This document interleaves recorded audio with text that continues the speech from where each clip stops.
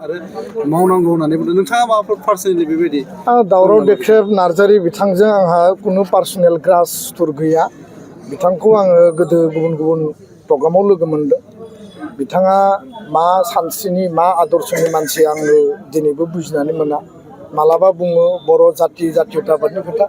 मालाबा बुङो गुबुन हारिखौ दमन खालामनायनि बाथ्रा मालाबा बुङो हारि माहारिनि गेजेराव दाङाबाजिनि खोथा मालाबा माने गुबुन गुबुन खोथाफोरखौ लानानै बिथाङा बितर्कनि खोथा बुङो दा बेखायनो बिथाङा फेजेननो नागिरदोंबा उदालगुरियाव फै उदालगुरियाव केम्प खालामनानै था आरो बिथाङा हाबा मावबानो जाबाय रायजो राजाया सिनायो जे सोर जातिनि थाखाय खामानि मावगोन सोर समाजनि थाखाय खामानि मावगोन सोर ओनसोलनि थाखाय खामानि मावगोन आरो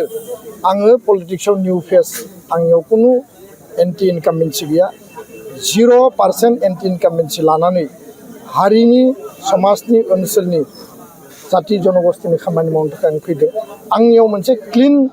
आदर्श दङ क्लिन सिन्ता दङ आरो बे सिन्ता आरो आदर्शखौ लानानै रायजोनि हाबा मावनो फैदों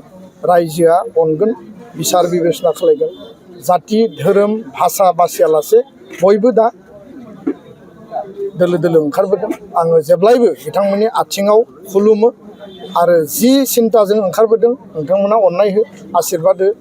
नोंथांमोननि कमिटमेन्टखौ फुलफिल खालामनांगौआ आंनि कर्तब्य